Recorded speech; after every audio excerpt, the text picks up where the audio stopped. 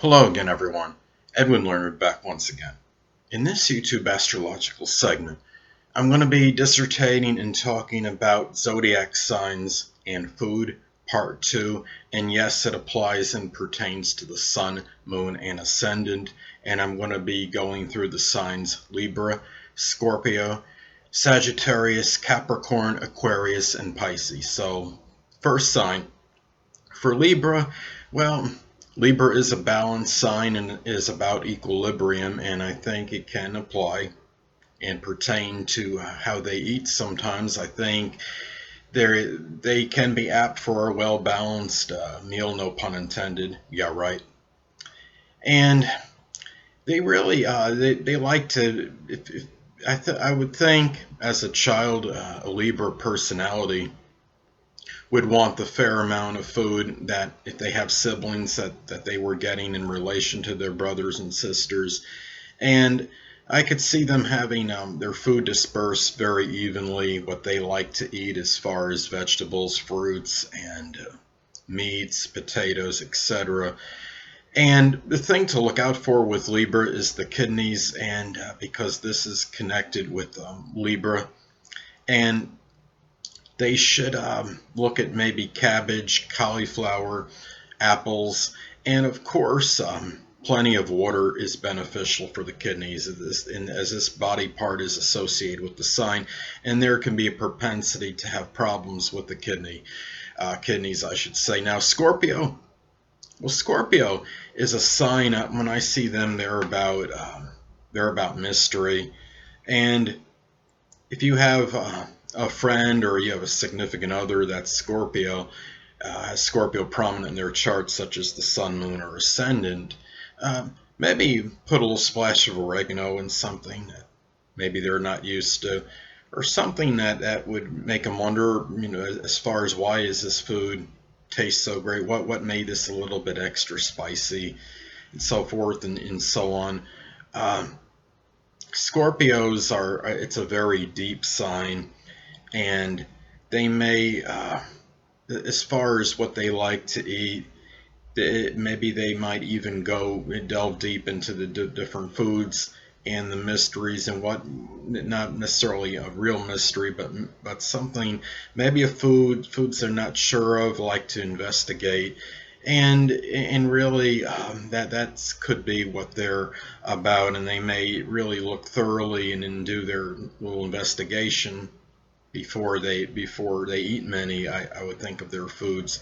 Now, as far as because Scorpio can be very skeptical as well. Now, Scorpio, as far as any problems, as far as the body goes, it is the bladder is associated with Scorpio, and what could be beneficial for them would be cranberry juice, unsweetened, and herbal teas could also be good. And the next sign, Sagittarius. Well, Sagittarius is similar to Leo in the magnanimous department, and Sagittarius can perhaps eat food in abundance. Sagittarius is ruled by Jupiter, and it can be a sign that has a proclivity to put on weight, perhaps more so than the other signs. And we look at Sagittarius. It's also they're an outdoorsy type, and they could be the kind that goes to a ballpark or sports stadium or event and likes to indulge maybe in I call it the sporty foods, like the hot dogs, hamburgers, peanuts, Cracker Jack, etc. And Sagittarius may need to really avoid like the real fatty foods, I would think, because of the propensity perhaps to gain weight. The part of the anatomy, one part of the anatomy that is associated with Sagittarius is the liver, and what could be advantageous as far as combating any potential problems with the liver could be avocados, beets, walnuts, lemons. Now the next sign, Capricorn. Well, the bones, I should say before I get to that part, the Capricorn, As far as their diet goes, I picture Capricorn as having a very consistent, regimented kind of diet, very orthodox and conventional, not one to take chances that much on new foods that they haven't really tried. And if they try something new, it'll be very sparingly, I would think. And since Capricorn is associated with the bones, what could be good for Capricorn as far as possible, faster as far as anything, any kind of bone problems, perhaps vitamin D is good, getting a fair amount of vitamin D, and also calcium. Yogurt could be good. Calcium-rich foods such as milk and cheese it could be beneficial for Capricorn. Now the next sign, Aquarius. Now Aquarius is really, I look at it like the antithesis of Capricorn, and it applies to food as well. I could see Aquarius could be the sign that puts pickles on pizza, has the fabled peanut butter sandwich with banana toppings on it. This is a sign I could see them eating so many different combinations of food and not really think twice about it. And Aquarius is unpredictable and very unorthodox. And what's associated with Aquarius is their circulation. Now, it can be good for the Aquarius with the circulation, perhaps, but in order to prevent the problems with this, perhaps watermelons, oranges can be advantageous to Aquarius. And it's okay to have bizarre combinations with food, but just try to make sure that they're healthy as well. Now, last but not least, the zodiac sign Pisces.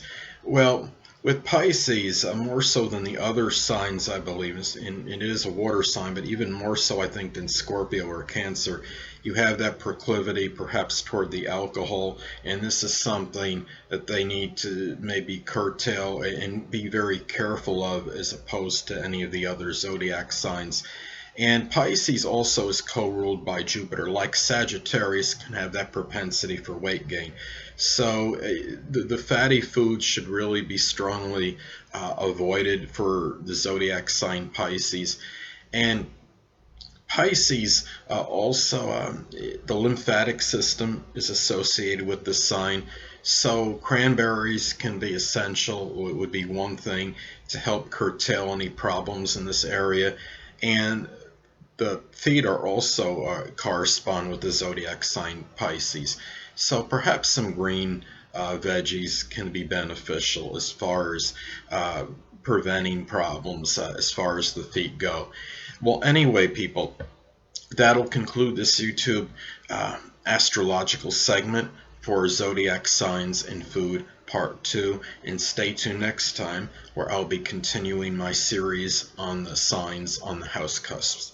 Now, two things I want to get with you on before I head out. Firstly, the stars may impel but do not compel. And secondly, never isolate any astrological influence, planetary placement, position, configuration, or what have you, and make an analysis of a person astrologically speaking based on this alone, because astrologically speaking, the person is the sum of all their components in their natal chart and not just one. Until next time, people, stay well.